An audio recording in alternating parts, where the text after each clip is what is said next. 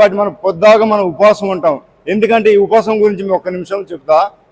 ఉపవాసం అనేది ఏంటంటే మనం ఎప్పుడైనా మన ఇంటికి చుట్టాలు వచ్చినప్పుడు కానీ, మన ఇంటికి ఎవరైనా పేదవాడు వచ్చినప్పుడు కానీ మనం తినకుండా అవతల వ్యక్తికి మన వచ్చిన పేద వ్యక్తికి భోజనం, అడుక్కునే వ్యక్తికి భోజనం పెట్టి మనం ఉపవాసం ఉండేది మనం ఆపుకోగలిగే శక్తి ఉంటుంది. కాబట్టి దీన్ని ప్రాక్టీస్గా అంటారు. కాబట్టి దీని ఏంటంటే చెడుని దూరం చేయడం కోసం, చెడుని అంటే పాప పుణ్యాలను దూరం చేయడం ఏంటంటే ఇది 30 రోజులు ఉండటం వల్ల ప్రవక్త గారు ముహమ్మద్ సల్లల్లాహు అలైహి వసల్లం గారి ఆచరణ మేము ముందుకు తీసుకురావడం జరుగుతుంది.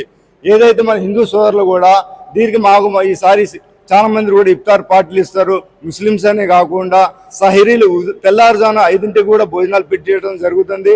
హిందూ సోదరులు అనే తేడాలు కూడా మాకు ఎందుకు ముస్లిమ్స్లో అనేది భేదం లేకుండా ప్రతి సంవత్సరం కూడా మేము కూడా అవాజ్ కమిటీ నుంచి గణేష్ నిమజ్జనం రోజు గాంధీ చౌక్ కానీ 3 టౌన్ ఏరియాలో కాలౌట్ దగ్గర మేము వాటర్ సప్లై, మజ్జిగ సప్లై చేపిస్తున్నాం.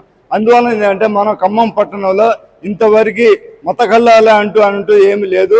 ఇక్కడ ఖమ్మంలో హిందువులు ముస్లిమ్స్ కూడా మేమంతా ఐక్యతగానే ఉంటాం. అన్న బాయి అనుకుంటేనే మేము తిరుగుతున్నాం, అక్క బావి అనుకుంటూ తిరుగుతున్నాం. కాబట్టి మన ఖమ్మం పట్టణం ముస్లింలు హిందువులు అంతా కలిసిమెలిసిగా ఉండాలని ఈ రంజాను ఉగాది శుభాకాంక్షలు తెలియజేస్తూ సెలవు.